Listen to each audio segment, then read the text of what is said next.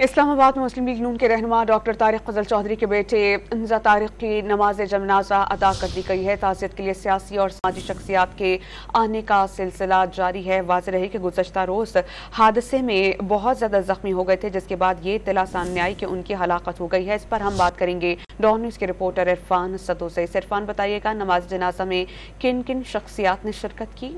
मुस्लिम league नून के सदर इस्लामाबाद के डॉक्टर तारिक फजल चौधरी, उनके फर्जंद जो हादसा कल रात को हुआ और आज उनका नमाज जनाजा अदा कर दी गई। नमाज जनाजा में वफाकी वज़ीर दाखिला राना सनाउल्लाह, इसके अलावा स्पीकर कौमी असम्बली वज़ीर दिफा ख्वाजा आसिफ और जो मुस्लिम लीग नून की बड़ी शख्सियात हैं उन्होंने शिरकत की। इसके अलावा जो इलाके के जो लोग हैं उन्होंने सैकड़ों की तादाद में यहाँ पे शिरकत की।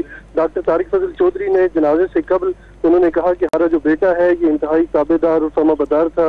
आज तक इसने किसी से कोई ऐसी बात नहीं की जिसकी शिकायत हमें मौसूल हुई हो। ये जो हादसा हुआ है इसमें हमारे बेटे का कोई कसूर नहीं था। गाड़ी चलाते हुए अचानक मोटरसाइकिल वाला सामने आया और उसको बचाते हुए ये हादसा हुआ और वो जांबर ना हो सका। उन्होंने कहा कि हमारे बेटे की मगफिरत के लिए दुआ करें। जी, बहुत शुक्रिया, आप हमें अपडेट कर रहे थे।